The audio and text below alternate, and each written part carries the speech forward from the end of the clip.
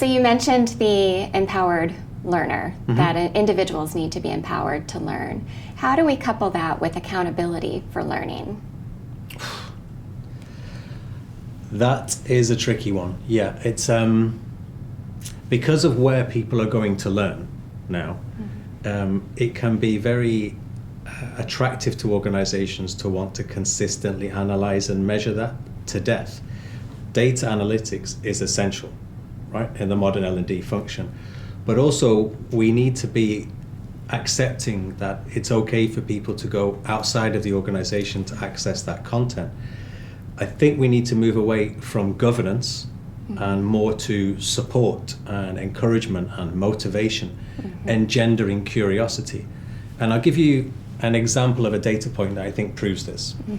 We asked around about 4,500 chief learning officers what their number one challenge was in learning and development. The top challenge that came back was building a learning culture. It's not a technological challenge. It's not a data challenge. It's about people. But in order to make that work, in order to create a culture, in fact, I don't believe you can create a culture, to be honest, Shawn.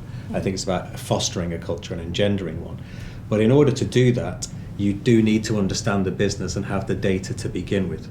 Otherwise, you have no foundation of what it means to work at Nike, at Spotify, at GlaxoSmithKline. So understanding the organization and getting data back from where they're going to learn, but then actually backing off and say, okay, you have the freedom to go there and develop yourself. So there's this, it's a paradox almost, that we need to give people the freedom, but we do also need to see, is that in line with where the company wants to go? Right. Because ultimately, a company needs the learning and development strategy to fit with their priorities. But equally now, these days, that can't be irrespective of the individual learner's ambitions. Those two have to match.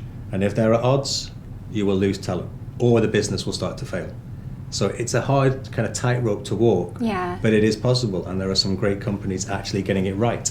So really evolving the way that we're measuring and what it is we're measuring to ensure that we're building the skills for the future, but not being too overly aggressive with that. Exactly. Let's not be too prescriptive. I've been in the industry long enough and we talked earlier off camera about this. We are still talking to organizations where the metric that they're using to measure the impact of learning is still how many people are on the courses. Right. But it's 2023. Yeah. I mean, we really have to move beyond that. And if I may, another data point that I can share with you is the number one obstacle to success in organizations when they're building a learning strategy or making learning work, is actually time. So it's giving people the freedom and the permission to learn and see it as part of their work. And I've seen so many organizations get that wrong. Google, I think it was Project Archimedes a few years ago. Do you remember that? Yes, yeah. The number one thing that they came back with that makes a successful team was psychological safety. Yeah. So if you don't trust your employees to be able to do the right thing with their time, including learning, then you're going to have a problem.